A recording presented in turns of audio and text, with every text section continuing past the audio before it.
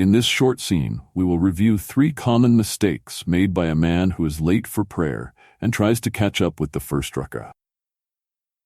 Can you spot the mistakes? Assalamu alaikum, brothers and sisters.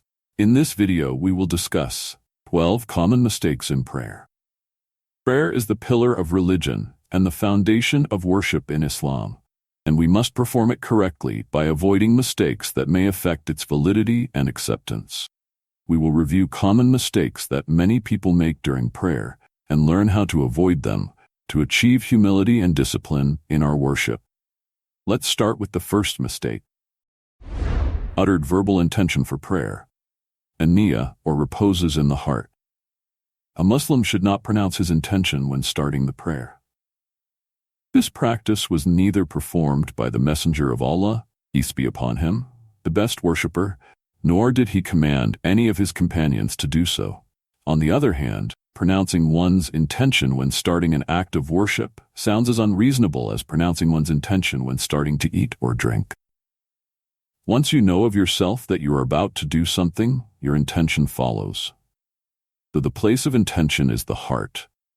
According to the consensus among the scholars, if a person utters something by mistake that goes against what is in his heart, then what counts is what he intended, not what he said.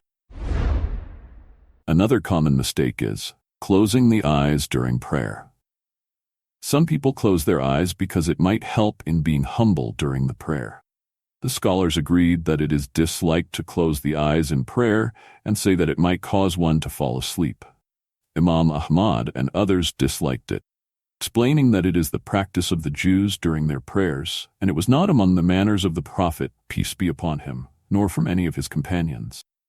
While the Sunnah is for a Muslim is required to look at the place of prostration, and when he closes his eyes he lefts this Sunnah.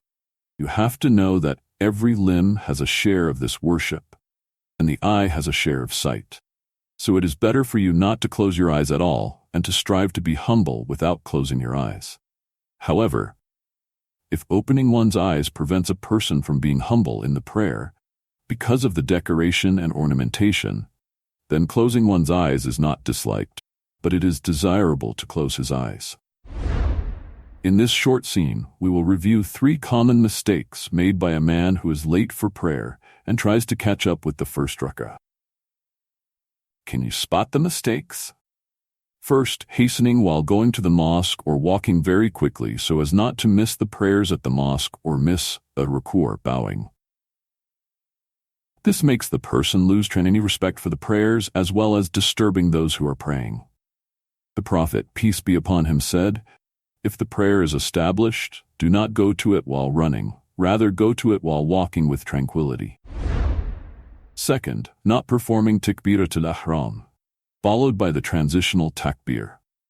When a person joins a congregational prayer after the first rak'ah has already begun, they must perform Takbirat Al-Ihram, opening takbir, before doing the transitional takbir to move into the position the congregation is in. Takbirat Al-Ihram is the initial declaration of Allahu Akbar at the beginning of the prayer, which signifies entering the state of Salah. This takbir is a fundamental pillar of Salah. Without it, the prayer is invalid. And transitional takbir is after Takbirat Al-Ihram. The person joining must say Allahu Akbar again to transition into the position the congregation is currently in, if they are in ruku', sujood, etc. This second takbir ensures that the person joins the congregation correctly and harmonizes with their movements. Third, after performing a ruku', not completing the standing position properly is also a common mistake.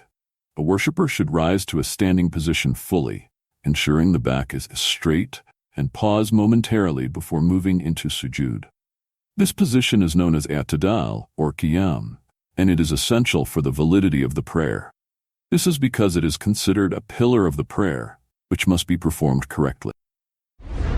Standing a long time for dua before Takbirat Al-Ihram. Prolonged standing before the opening takbir can lead to distraction. It is preferable to start the prayer directly after mentally and spiritually preparing without extending the standing time. The takbir marks the actual beginning of the prayer and should be performed immediately once one is ready to enter into prayer.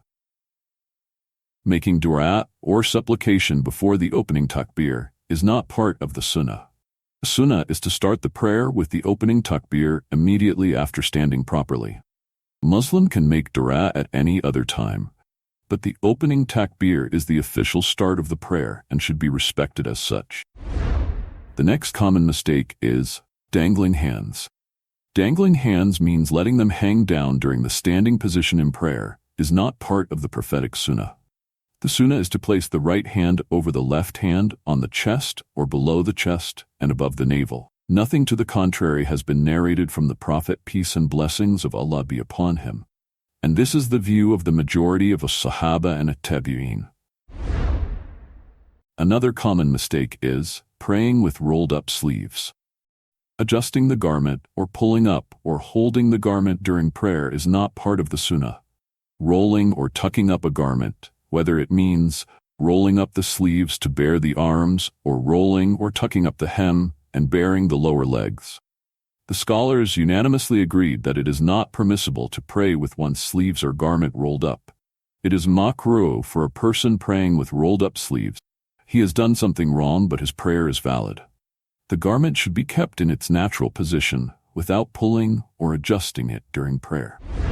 Next, praying in clothing with images. Praying in clothing that has images can cause distraction for both the person praying and those around them.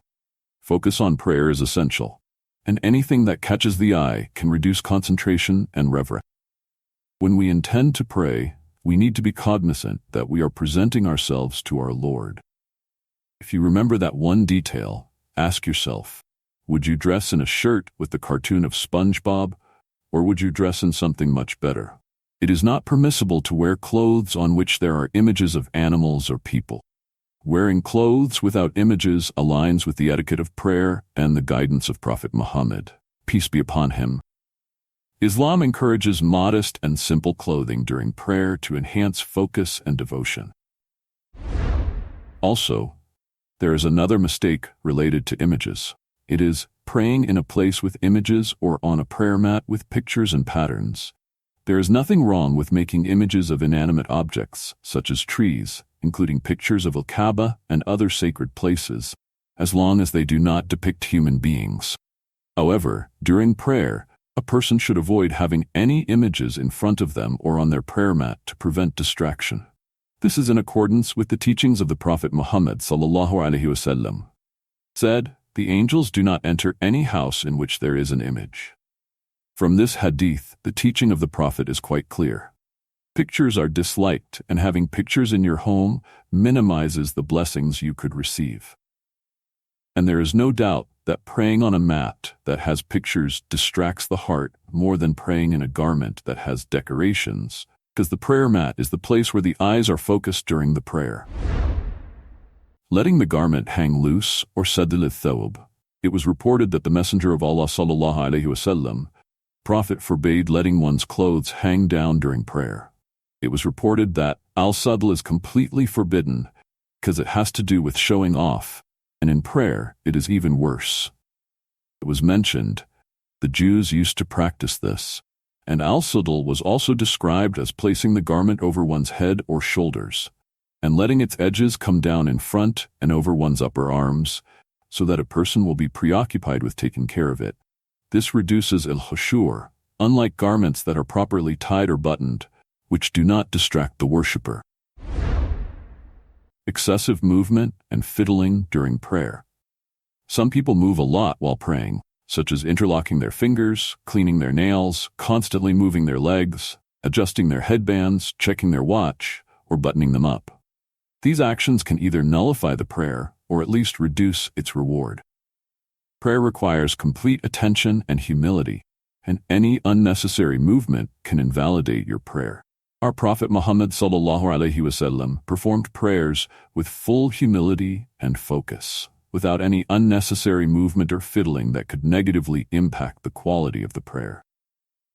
Now, I'd like to draw your attention to another important video on our channel.